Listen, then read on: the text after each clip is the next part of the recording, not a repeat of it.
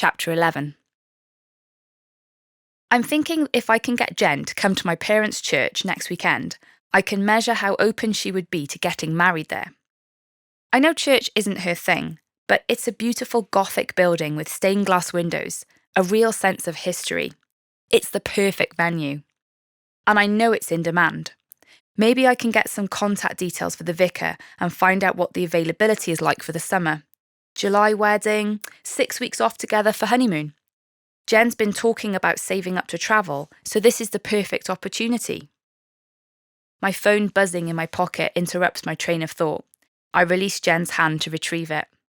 It's David, I read from the screen. Jen raises her eyebrows. We're going to his house for dinner, so I'd better answer it. Hi, I say, accepting the call. Hiya, Michael, still okay for tonight? Yes, we're looking forward to it. It's not entirely truthful, but I'm being polite. Jen rolls her eyes.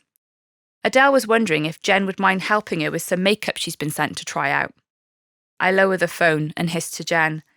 David's asked if you can help Adele with some makeup. Jen makes a face and shakes her head.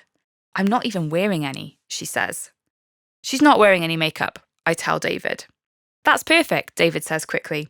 Adele will do everything. It's for her YouTube channel. Would Jen be okay with that? I'm not really sure what he's asking, but I want to end this conversation. Yes, I'm sure it'll be fine, I say. See you later. What was that all about? Jen asks, slipping her hand back into mine. Adele's got a YouTube channel. I shrug, hoping this explains everything. That figures, Jen comments. Don't know why she would need my help. I'm worried that I'm dressed too casually for tonight. You look perfect as you are. I bend down to kiss her. By the time we've made a circuit, it's late afternoon. The sky was too cloudy to see much of a sunset, but the dimness of twilight has set in and the chill is sharper.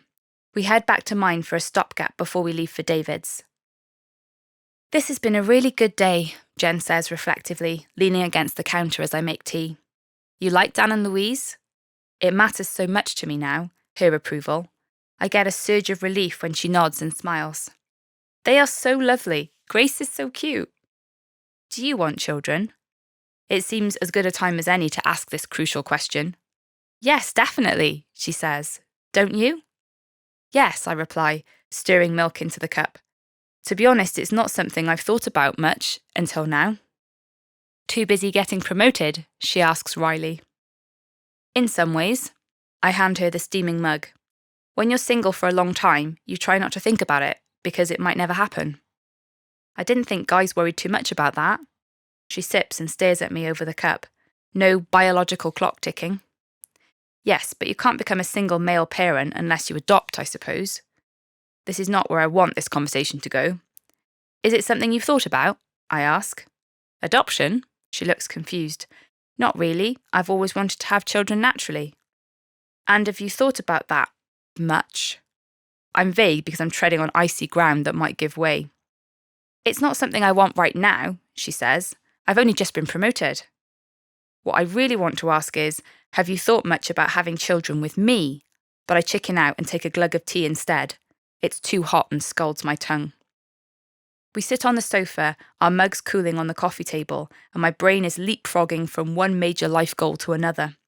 Until Jen moves closer, and I feel the warmth of her breath against my cheek. My lips find hers, and it's like the touch paper is lit. We kiss, and I can't think about anything anymore.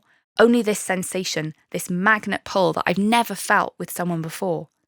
I cup her face because I don't know where my hands will end up if I don't. She pulls back, breathless and flushed, opening her eyes to stare at me, reflecting the raw desire in my own.